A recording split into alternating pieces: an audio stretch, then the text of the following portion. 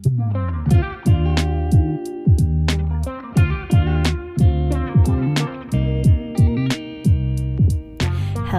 and welcome back to the Nourish with Purpose podcast. I'm so glad you're here listening to today's episode. I hope you're having a great Wednesday or whenever you're listening to this. Before we get into today's episode, I just wanted to remind you, if you haven't, I would really appreciate if you left a rating and or review on either Spotify or Apple Podcasts. Again, this really just helps out the podcast, helps it get into more people's ears. And of course, this is still a very new thing, and podcasting takes a lot of time to grow, but one way that it can grow at a faster pace or even just reach more people is by your help. So I always like to say that. Again, I'm so thankful. When you do that, please know it doesn't go unappreciated. Appreciated? I don't know. I have so many words that I probably pronounce wrong, which is kind of ironic that I have a podcast.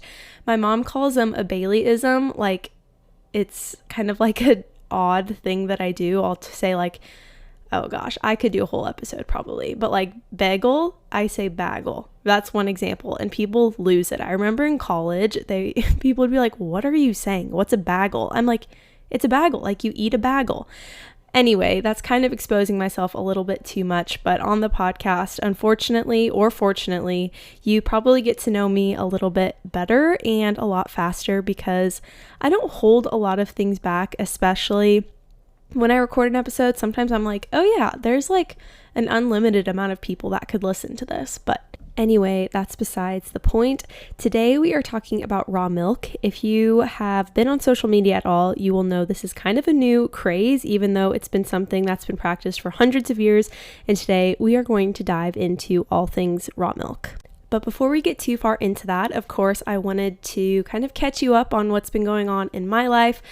I have been starting seeds for my garden, and this year I'm actually adding in a lot of flowers. And so I'm going to be doing cut flowers, and I say that very kind of loosely. Hopefully there's no expectation around that, just because I've never done it before, and I know there's just a lot of work that goes into that. Not that it's too much different than vegetable gardening, but I am all about gradually adding things in, which past me would have been like, hey, let's go from 0 to 100 right away.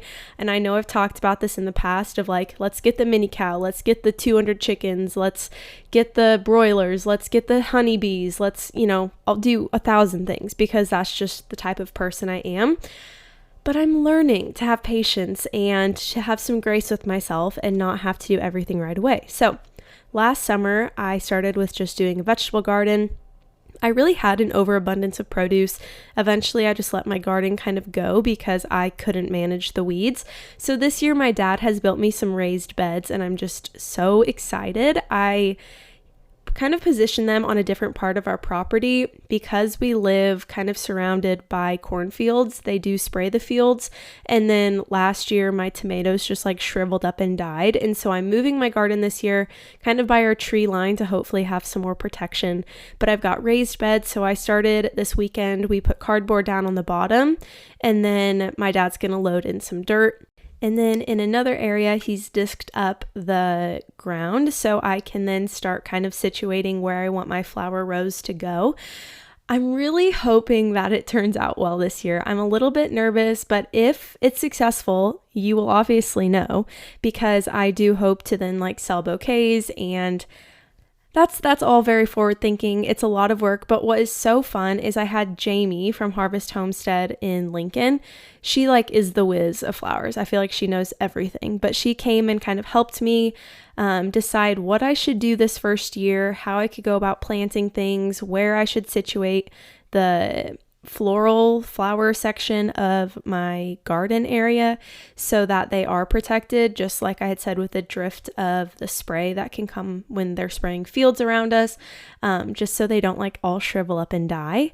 And I'm really excited. I think I have 18 different flower varieties, which sounds like a lot and probably a lot to get started. But when I was talking to Jamie, she had told me that she has well over 100 different varieties that she grows each year. So that made me feel a lot better. It made me think, okay, maybe starting with 18 really isn't that much if she grows over 100 varieties. Anyway, so I'm probably going to recruit my mom to help me do a lot of that this summer. And I just am so eager, especially with the weather getting nice outside. Like everything is greening up. My tulips are starting to bloom, which is just honestly way too early, I feel like, for that to be happening, but it's just been pretty warm, and I don't believe have had a frost in a while. I don't know. I don't pay too much attention to all of that. I just know when the last frost is anticipated, and then I count about a week after that just to make sure if I'm going to be planting stuff outside that I'm well in that safe zone to actually bring plants outside. But it's so fun because I've started seeds in my basement, and I've got those grow lights, and I talked about that last week.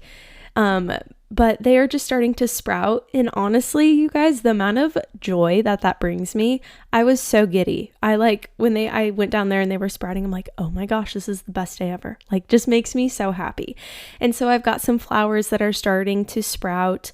And I also then have some veggies that I've planted down there, like my tomatoes and my peppers. I've started a lot later than I did last year. I kind of had that itch to do it really early last year because we were still living in Omaha. So I was growing everything from seed in an apartment. And then once we moved out to our farm, I transferred everything and then planted it in the garden. And it was a huge ordeal. And I honestly don't regret it because it taught me so much. But also it taught me that don't get too antsy about planting things. They will grow in the correct time. And I don't know, I just remember all of my plants were way too big, and so I had to plant them super deep, and I just didn't really want that hassle this year. I'm also going to direct sow probably a lot more than I did last year as well, just because if you have produce and it staggers, kind of like you get more during 1 month and then it stops kind of growing, and then your eggplants or whatever it is starts growing. I kind of like that stagger. I don't really want to have everything all at once because I think I have 12, 24, 36, about 42 tomato plants, which is absolutely insane. I'll probably end up selling some of them, like the starter plants. If I do, of course, I just posted that last year and sold all of them. So things like that honestly just make me so happy. And I know if you're listening, you're probably not all that into it. I kind of geek out over it just because when you're able to grow nourishing food on your own, it's just so darn rewarding. And that's where I think even if you live in an apartment, there's always something you can do if you really want to. I know like tomato plants or herbs, those are ones that are really easy to start inside, and then you can just continue to get produce from them as long as they're in like a sunny, warm spot in your house. But outside of that, I actually have a huge announcement.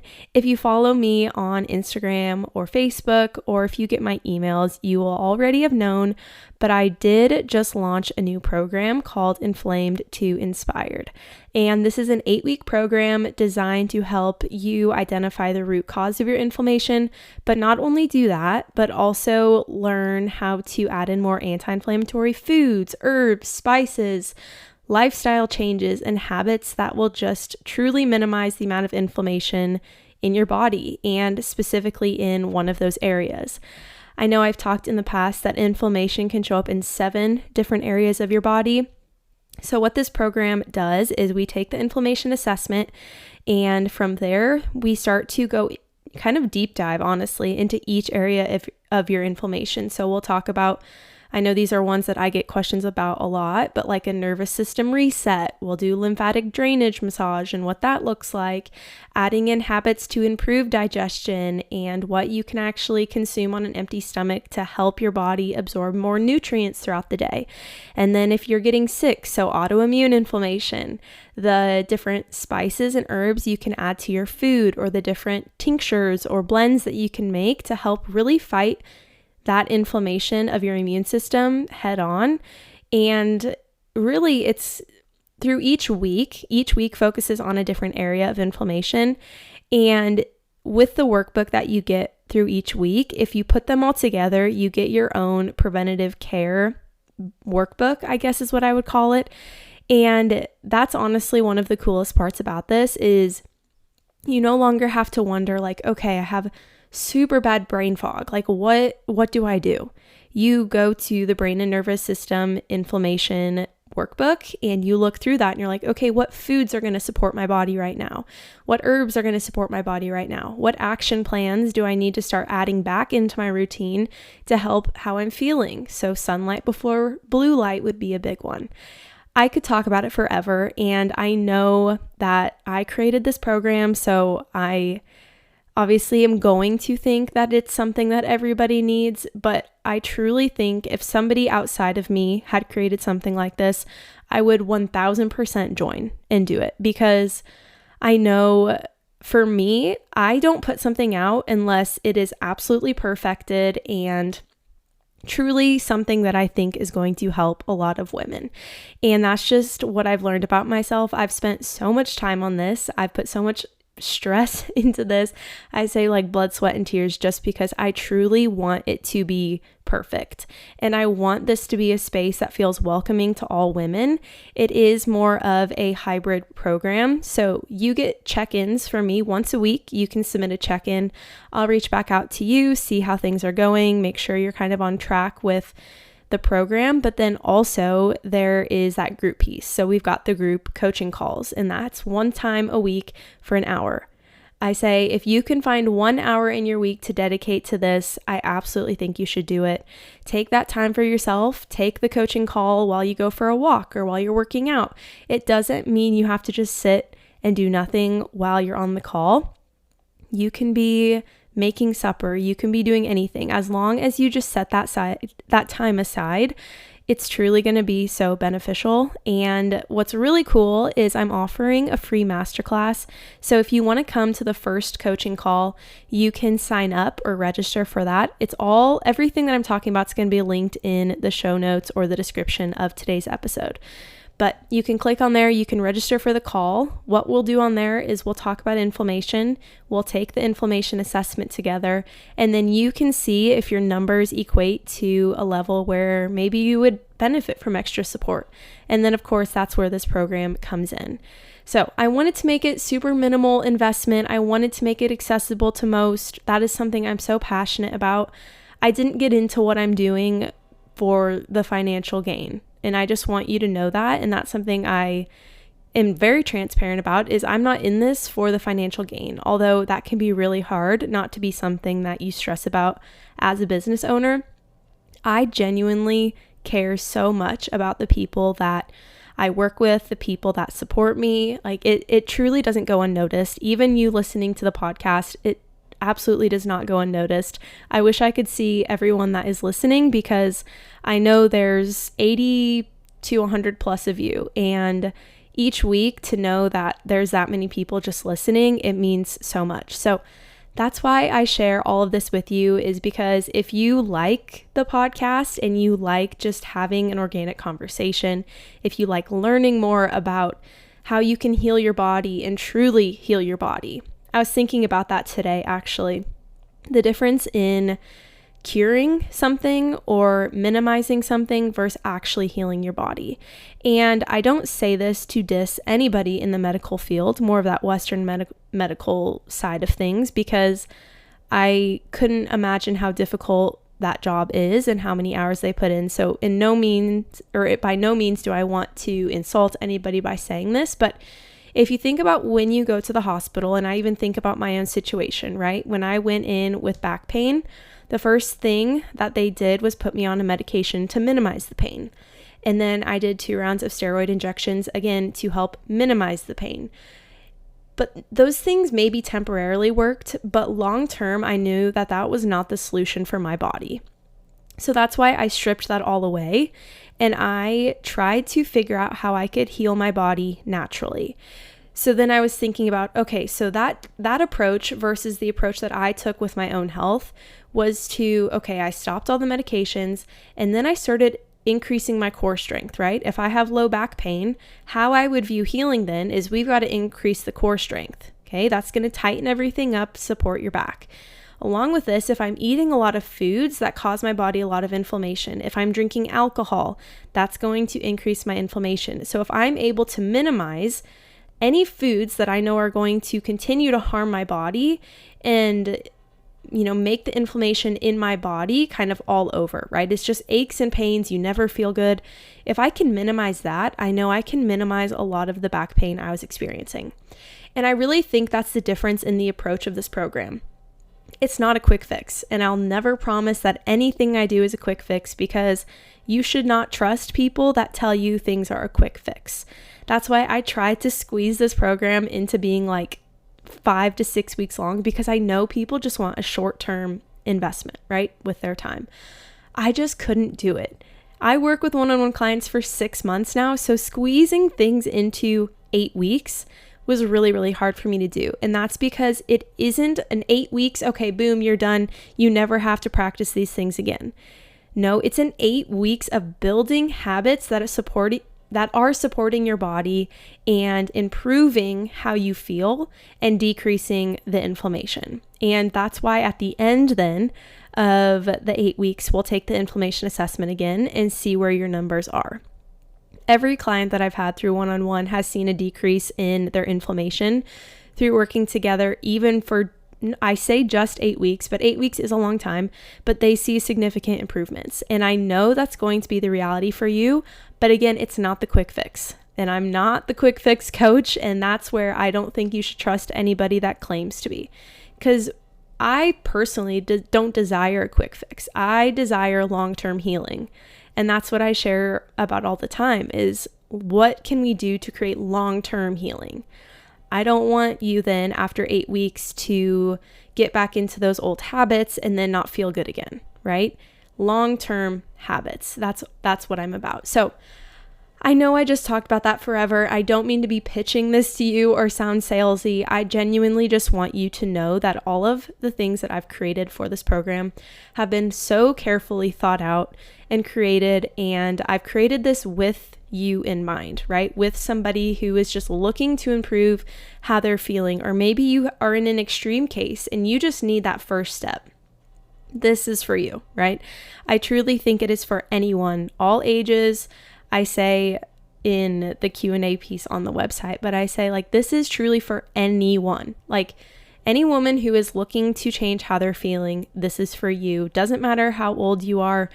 I think the concept of having multi-generational friends is super important to our health, which is why in the coaching calls, like it's really awesome. It would be really awesome if we had people on all ends of the spectrum. And so I would just ask you to consider or just think about it. And if anything, join that first call and learn more. If you're like, no, not what I'm looking for, truly not offended, but I think you'll learn a lot about yourself in the process. And it's just something that is so near and dear to my heart, and I'm just so passionate about. So, okay, outside of that, let's move into the segment of how I'm nourishing my mind, body, and spirit. So how I'm nourishing my mind is I've added reading before bed back into my routine. And this is something that I had been doing, and then I just kind of got out of the habit because in the past, couple of weeks, I've been working pretty long days and working 2 days on the weekend. So then, I guess Friday and Saturday. So then by the time the evening comes, I just want to watch TV and shut my brain off. But I feel so much better if I read. Like last night, I fell asleep at like 8:40 or something. Like it was so early, but that's because I was reading, and reading actually makes me so tired, especially when I have on my blue light glasses, because it's protecting my eyes from being like overactivated from the reflection of the screen.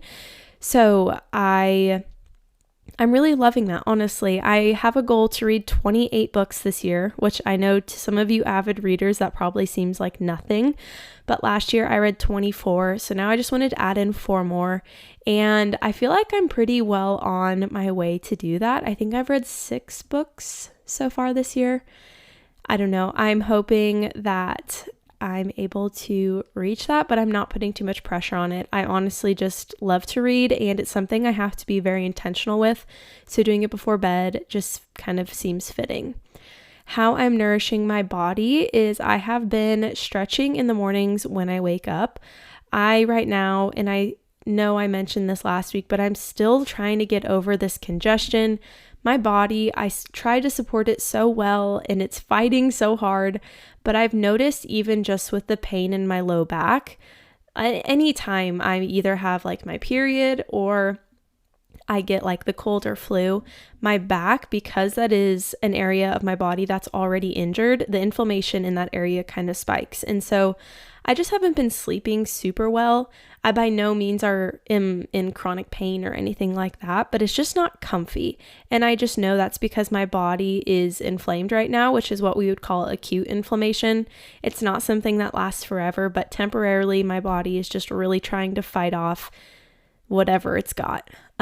So stretching has been really big for that, helped kind of loosen up my hips. They get super tight if I'm sitting a lot during the day. So adding that in and also going for midday walks has been super helpful. All right, then how I'm nourishing my spirit is I've been doing a very intentional prayer, and I started this on Sunday. So it's not been super long term, but anytime I launch something or share something that I'm doing that I'm so passionate about, I just always hope that it's well received and that there's interest, and it makes me very, very anxious. And so for me, like, I know the next week and a half, I'm just going to feel very, very anxious.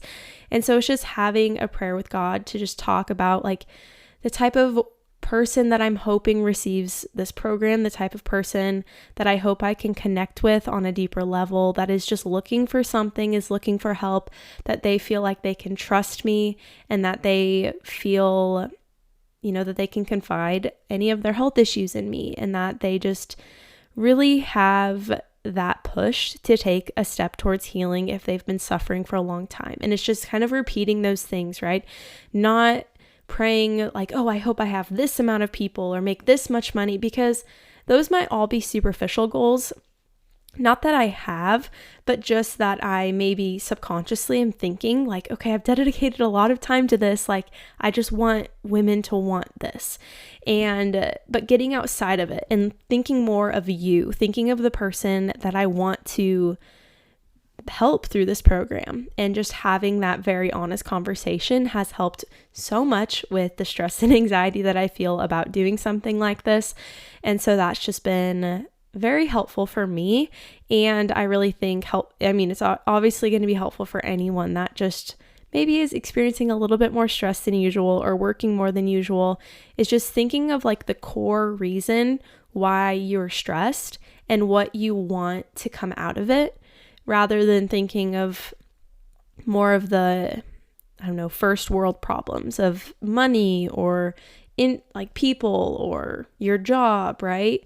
Finances, all of those things. Okay, so of course it wouldn't be a typical episode if I didn't have a 20+ minute intro, but that's fine. I always just love this. Honestly, it's like therapy to be able to talk into a mic. And so thank you for bearing with me. But let's get into the bulk of today's episode. Today, we are talking about raw milk. And the reason that I wanted to talk about this is because I'm actually getting my first round of raw milk.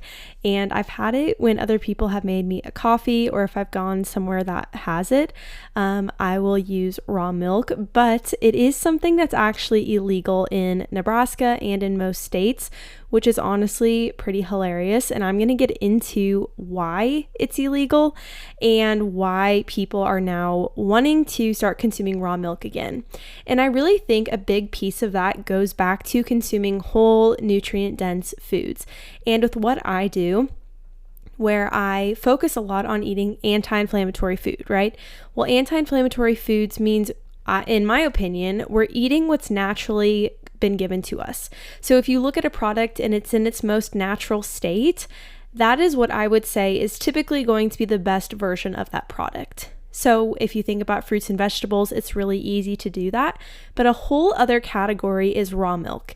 And raw milk is obviously in its natural state. It hasn't been pasteurized, it hasn't been ultra pasteurized, which is often the type of milk that you find in the grocery store. So I'm going to start by giving some history, some background, and then I'm going to talk about who can consume raw milk, why you should or shouldn't consume raw milk, and how I'm adding this back into my diet, even though I am lactose intolerant. So with raw milk, I first wanted to give you the CDC definition of raw milk. So it says, raw milk is a milk that has not been pasteurized to kill harmful bacteria. These germs can pose serious health risks to you and your family. So this is why since 1987, the CDC has made it illegal to consume raw milk. But the reason that it's become illegal, I think, is a lot different than what people think, right? We think, okay, well, there's bacteria in it that could harm my health, so I shouldn't be consuming it. But really, the reason why they started pasteurizing milk, so I'm going to talk about what that is too in the future, but why they started pasteurizing milk. And so that's where they heat it up to a temperature that kills off all that bacteria. They started doing that because people started to become less connected to their heritage, right?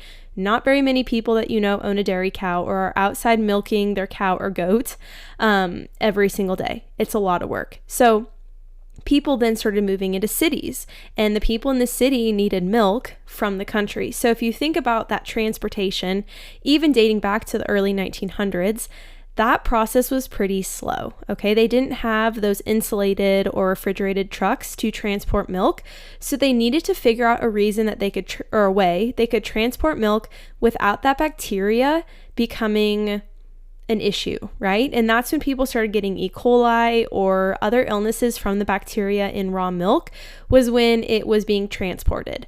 They needed to make it so its shelf life would be longer so that you could consume it for longer amounts of time, so it could go from one part of the country to the other and not have as much of an issue if it got warm, okay? And that's not to say you ever really want your milk to become warm, but really that temperature outside is kind of why they started to pasteurize milk. And it was a big deal. It was a big push in that late 19th century because government officials, I guess is what you would say, really wanted to regulate the consumption of raw milk to then hopefully equal less foodborne illnesses. And so from 1938, around that time frame, the statistics here say that 25% of disease outbreaks came from contaminated food and water. So now it's down to 1%. So a lot of people credit the illegalness of raw milk as benefiting that percentage. But if you look at the statistics, and this is why this is something I wanted to talk about, because we think of all these things that we would deem illegal, right? But then we think of these things that aren't illegal but are killing way more people.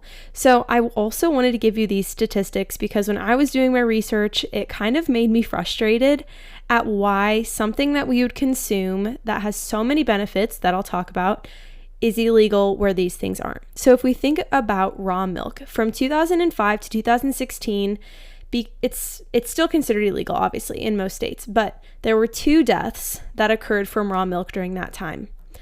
Okay, so if we think about vaping, okay, from 2017 to 2020, so 3 years, whereas from 2005 to 2016, 11 years. In 11 years, 2 people died. When we look at vaping, it's not illegal. Anybody over the age of 18 can vape. And obviously it's still accessible to people under that age. But if we look at 2017 to 2020, in 3 years, there were 59 deaths. And that's not even to account for the 2,000 plus hospitalizations each year that occurred because of vaping. Okay, and then we think about alcohol. So alcohol poisoning, how many deaths occurred there? So from 2017 to 2020, again, 3 years, that is where 2,467 people died every year from alcohol poisoning. But alcohol is not illegal. So I think a lot of people, and why this is becoming trendy and popular right now, is because people are starting to see through the bull crap that we've been taught all of this time. And I think since there's just been changes in the world, I think really since 2020, a lot of different topics, people are not just taking people's word for it, they're actually digging a little bit deeper into why. So people have been digging into why can't we drink raw milk. I think 2020 pushed a lot of people to move out into a rural area, and they started getting their own farm animals, and with that isolation, they kind of started taking things into their own hands, milking their own cows, and they realized my family's drinking raw milk and we're not getting sick. Actually, we're starting to feel a lot better. We're getting sick less. All of these benefits started happening, and so people just kept sharing it. And I think, if you haven't seen the craze of raw milk, you might be like, this lady's crazy. Why is she talking to me about this? but it's really everywhere. At least it's in my realm of social media, which I would say my realm is pretty niche. It's a lot of like homesteading, sourdough, chicken, flour, gardening content. I understand that's not everybody's For You page, but for me, I've just seen a lot of it. So I kind of wanted to dive into the differences here. So if we think about pasteurized milk, so that's the milk that has been, obviously the cow's been milked, and then it's been heated to 161 degrees Fahrenheit to remove any bacteria, good or bad, from the milk. So at that point, when you're getting the milk, like the typical milk you'd buy at the store, it really doesn't contain any of that good bacteria that's going to improve your gut health. It's also, for the most part, been stripped from anywhere from like 17 to 100% of the minerals that your body actually needs to gain the benefits from drinking milk. So usually we think of calcium, but you can actually get like vitamin D, vitamin A, iron, and zinc, all from your milk when it's raw. So then if we think of ultra pasteurized milk, then that's been heated to 280 degrees, again, to kill off all of that bacteria.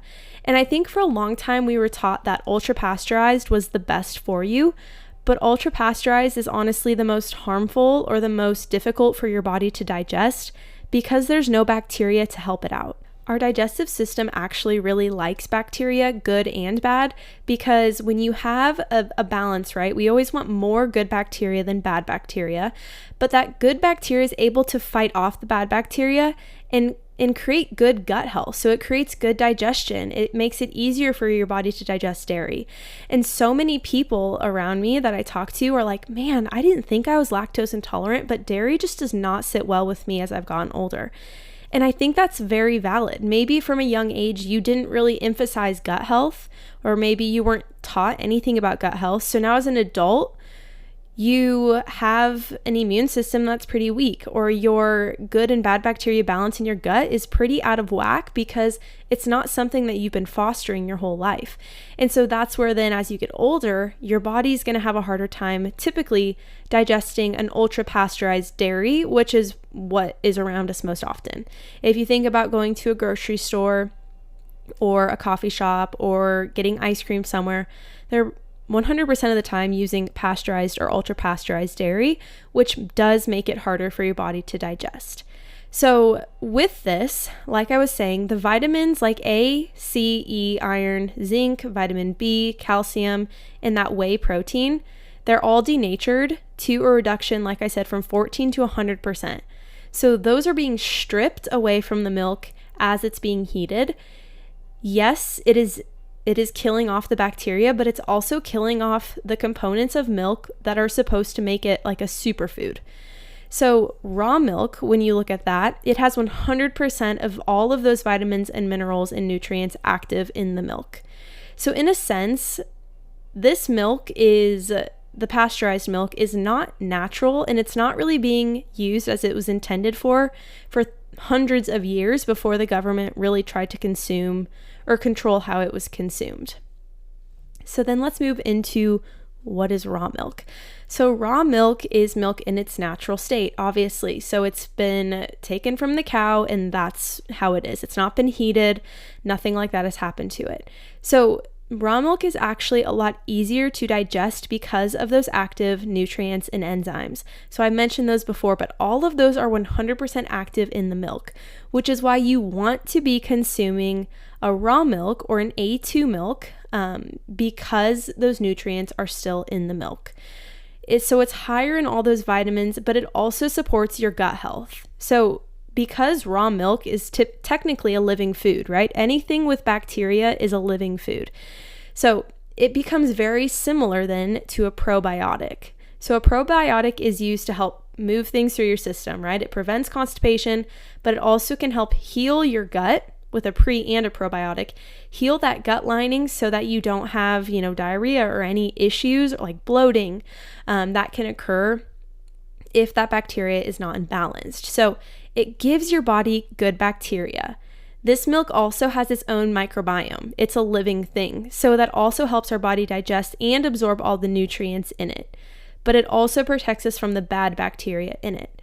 So if you think about the deaths with raw milk being 2 people in the last 11 years, It's significantly less than about any other recreational activity you could do, which makes it honestly pretty hilarious to me that it would be considered illegal, right? You typically don't think of foods being illegal, and the whole movement for why it became illegal really doesn't stand with any validity at this point, unless you would be somebody who's transporting raw milk in like a car that's not cold, or it hasn't, like a truck that's not refrigerated, right? If we were to take raw milk from one part of the country to the other, it would take a while for that milk to get there from a truck. So I can understand why they added in pasteurized dairy. It lasts longer. It can be on the shelves longer, like 2 weeks plus or something, where raw milk is a little bit more temperamental. You need to use it a little bit quicker, at least with what I've learned, just because it's in that natural state. But it's really not too much different than a pasteurized milk. I think the other piece that came is there was that craze in the 80s and 90s of consuming fat-free or low-fat products.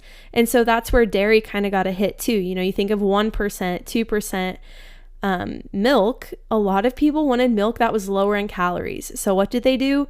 They add water to the milk to make it lower in calories. Whereas if you get raw milk from a farmer, which I would recommend going with somebody local to you.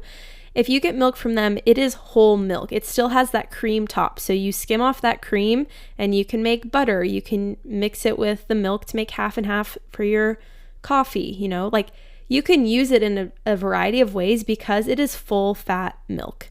And with that fat-free craze, I think it would have had a harder time selling in the grocery store because we became so obsessed with getting fat-free or low-fat food. Okay, so the other piece of raw milk that I think is really cool is if you're lactose intolerant, the chances are actually pretty high that you can tolerate raw milk. And the reason for this is because that lactase enzyme is active in raw milk. However, when it's been pasteurized, and especially ultra pasteurized, that enzyme has been killed. Okay, it's no longer active. So most people with a lactose intolerance who still consume lactose-free dairy, if you look at the label, and if you're lactose intolerant, you can do this at home. So like I think I have Fage yogurt in my fridge. If I look at the back, it's lactose-free. Well, what have they added to the lactose-free yogurt is they've added a lactase enzyme. So that's what they add back in to reduce the effect and the negative effects that it can have on your stomach, is to add in that enzyme. So then, you know, if you think about also taking a Lactaid, so that's kind of that Band-Aid approach to preventing any negative sensitivities or issues with milk or dairy products. But sometimes if you're going to have regular ice cream, you can take a Lactaid, which is just a little tablet you take before you have dairy to help minimize the negative effects that come when your body tries to digest it. Well, if you look again at the active ingredient in the Lactaid, it's lactase. So that's what's really cool is if you're lactose intolerant, you could actually gradually add back in real dairy if it's raw. So I also want to talk about how you can use raw milk because I've talked a lot about the heating process. So if you're heating it up, it can kind of kill those good bacterias. It could maybe kill the lactase enzyme. So that's where you really want to use the whole product. So use the cream off the top, make butter or half and half, but then also don't try to heat it above 102 degrees. And so if we think about 102 degrees, the reason for that number is because that's the temperature of the inside of the cow. So that's the temperature that the milk is probably at while it's in the cow's udder. So if you don't heat it to above 102 degrees, you won't then, kind of kill off the nutrients and enzymes that you want from the raw milk. You can also then, of course, add raw milk to hot products. So if you think about coffee or hot chocolate, you can still add raw milk to that. Typically, that's not going to be much above 102 degrees. You just don't want whatever you're adding it to be simmering or steaming, because again, that can then kill off the benefit of raw milk. And so as you're using raw milk, or if you're thinking about, okay, I want to use raw milk, I want to try this, maybe I've convinced you. This isn't really to convince you, but I think it's kind of fun to talk about because it's very odd for food to be considered illegal. So that's why I wanted to just share more about it. And actually tomorrow, or the day that you're listening, I'm going to pick up my first batch of raw milk, like I mentioned before, but I'm really, really excited to start utilizing raw milk. But because, again, I'm lactose intolerant, I'm doing this in a very gradual way. And that's what I wanted to share with you, especially if you are lactose intolerant, or even if you're just getting back into like full fat dairy. It's kind of better for your body, a lot easier on your body to gradually introduce it. So over the last, I would say probably 6 to 8 months, I've gradually been introducing some types of dairy back into my diet. So when I first started consuming dairy again, because I really was plant-based milk, I was pretty much on that train for a very long time. I thought that was the best kind. I thought how weird that we would be consuming a product like milk and we're not infants. For a long time, that just didn't make sense to me, right? We think of people that need milk, well, it would be an infant, but why into adulthood do we still consume milk when we think about animals, and as they get into adulthood, they stop consuming milk? And that was what I was trying to convince myself. So long story short, I guess, I was like, okay, I am not getting very much protein from doing a plant-based milk or a plant-based yogurt. So I started adding dairy back in to my diet, and I started first with a Greek yogurt. And I would say the number one side effect that I noticed from dairy is that my face kind of broke out. I would get like redness on my cheeks, and I felt like my acne would just kind of flare up during this time. And that makes sense because if we think about milk, it's pretty high in that mucus, right? It's usually a cold food. It can produce mucus in your body, and it can make it harder for your body to digest it. So when I started with the yogurt, I broke out. And then I was like, okay, I have to stop doing this because I'm breaking out from this food. That is a sign something negative is happening in my body and it's escaping through my skin. So I stopped that for a while, and then I decided I'm just going to add this gradually back in. You know, I tried it once. I really want to kind of train my body to consume dairy again. So again, I tried that yogurt, and I started maybe breaking out a little bit, but I noticed as I kept consuming the product, I started to get clear skin again. So even though it was a lactose-free Greek yogurt, I at first was ultra sensitive to any type of dairy product. It didn't matter if it contained lactose or not. I just was very sensitive to it. So as I added that back in, then I started to purchase raw cheese. And raw cheese, again, is very much like raw milk. It hasn't been heated up. And so with raw cheese, I then added that gradually back in. So this is saying I didn't do this with every single meal I ate. I did not add in any dairy. Maybe for breakfast I would, and then maybe again for supper I would do like a minimal amount of raw cheese. But it wasn't extreme. And then I slowly started to build up my intolerance. I then added in, rather than doing my own homemade cashew milk, I started adding in Fairlife regular milk. So Fairlife is dairy, but they've taken out the lactose enzyme, I guess is what you call it. So it's supposed to be very easy for your body, again, to digest. So that's where I added that back in, and I noticed, hey, like I'm tolerating this really well. My face isn't breaking out. I'm not noticing really adverse side effects gut-wise. I used to get so bloated if I had any dairy, and my stomach would get so uncomfortable. I would have major gut issues if I tried milk. Well, as I've gradually added it back in, I'm now to the point where I consume a regular milk coffee, like a latte, every single day. I would say probably almost every single day of the week. I use that Fage Greek yogurt maybe every other morning on my toast. And then in the evening, I'll add in raw cheese. So I've gradually gotten back into using real milk that contains no lactose.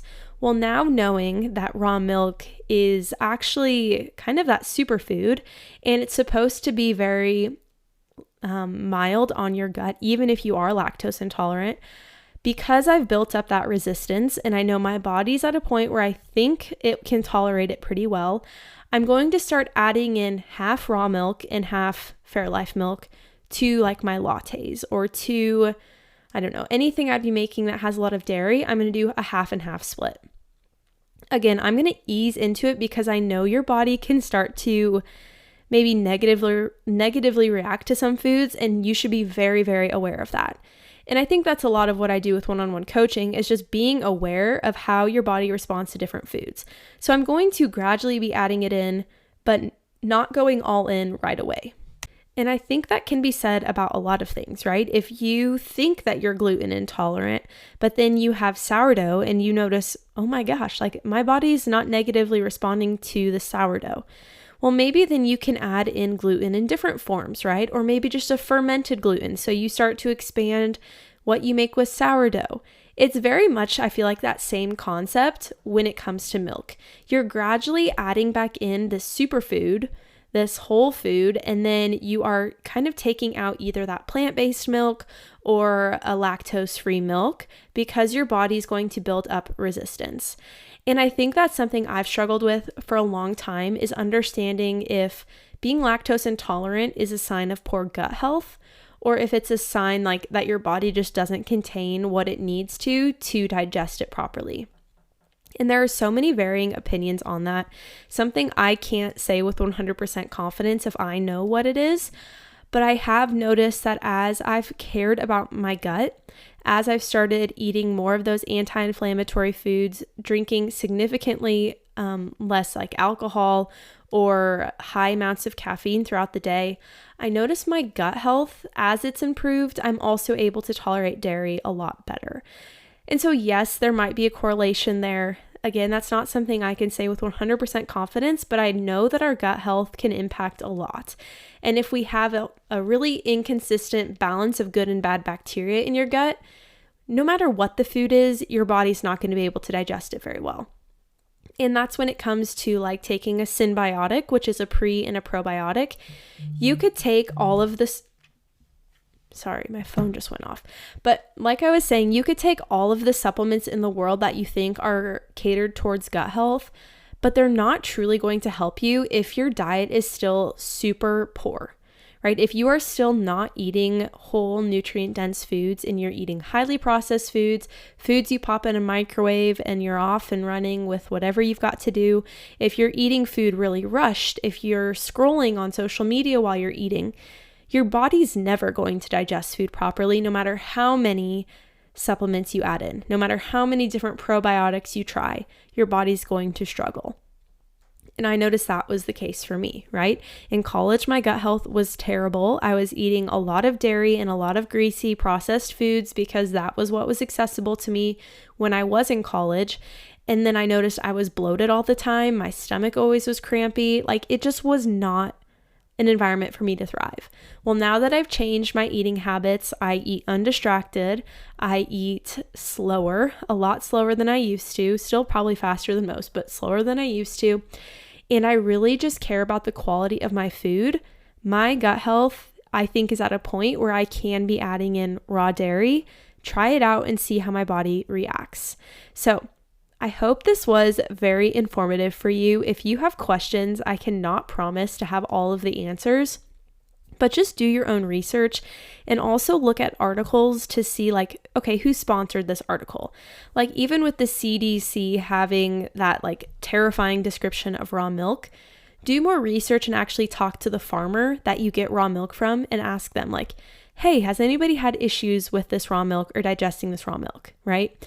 Because I'm guessing they'll tell you, no, that's not been the case, especially since there's only been 2 deaths in the last 11 years. It tells me that there is an invalid a reason that this is still illegal. And honestly, if consuming raw milk is the most illegal thing that you do, I would say you're going to be just fine.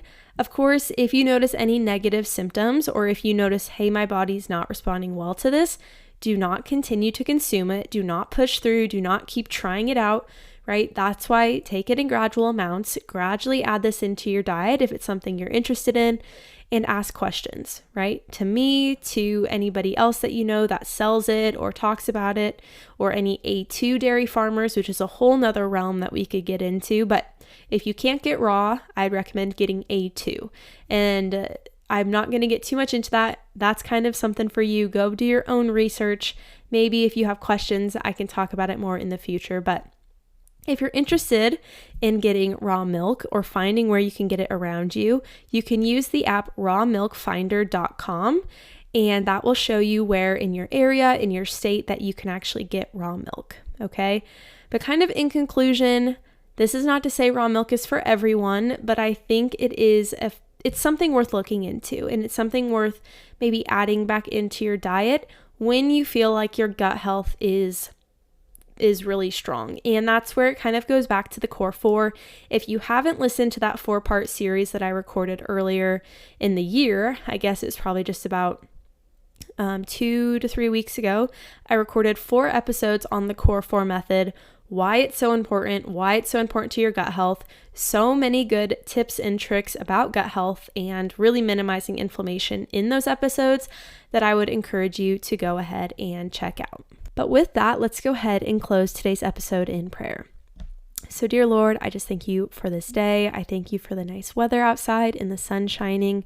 I ask that you'd be with those that are in college or going to college or now out of college, and that they are able to just stay firm in the values that they have, and that with those values that they're able to attract the right people around them, that they can feel supported and encouraged on their health and wellness journey, but also just their journey in general, and that they seek support and guidance if they need it, but also that they can trust the people around them to do that for them.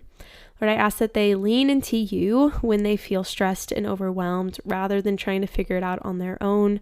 So many times I just tried to figure it out on my own, and I think things would have been so much easier if I would have just been open about what was going on and prayed about it and had honest conversations with myself and with you about it.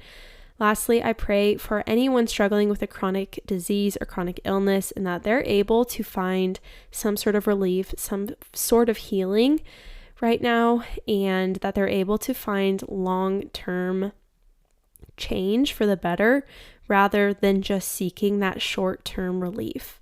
And I just, again, thank you for this life. I thank you for whoever is listening to this episode, and just ask that they have a great rest of their day and of their week, and that things just start to fall into place for them in a way that is just continues to make them feel encouraged about the path they're on. In Jesus' name we pray. Amen. All right. So if you're interested in following along with my life outside of the podcast, you can find me at Nourish with Bailey on Facebook, on Instagram, and YouTube, I guess, is another one. There will be some things coming on YouTube. So I don't know. I'm not putting any pressure on it, but I just really love that platform, and I think it would be another fun platform to share. So with that, I will talk to you again next Wednesday. Bye.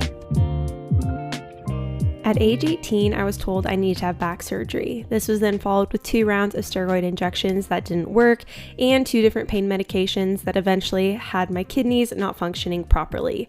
I lived with chronic pain for 2 years before I really identified what was going on and how I could minimize the symptoms. So I have 2 fractured vertebrae and a bulging disc, which I still live with today. But what I've learned is how to minimize the overall inflammation in my body.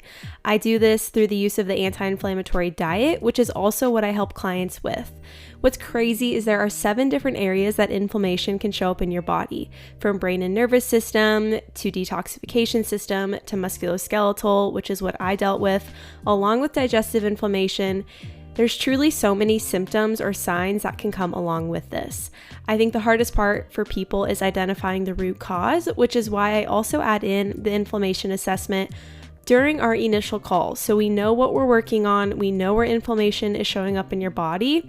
And then from there, after 24 weeks or throughout 24 weeks, we work towards minimizing the symptom. So I designed my one-on-one coaching program, Nourish to Flourish, so you could feel your best physically, mentally, and internally by focusing on all 3 components that make up a truly balanced lifestyle: your mind, your body, and your spirit. So we examine how different foods affect your body, intolerances you might have, and through the use of the anti-inflammatory diet, we work towards reducing the signs of inflammation and stress in your body. So if you're noticing bloating, constipation, abdominal cramps, painful periods, chronic pain, swelling, acne, water retention, trouble sleeping, low energy, joint pain, fatigue, the list goes on, we truly can work together to minimize those symptoms and truly transform your health. So if you're interested, DM me, email me, message me the word Nourish, and I will send more information your way. Feel good in your skin, never count calories again, and heal your body and your relationship with food. Let's nourish to flourish.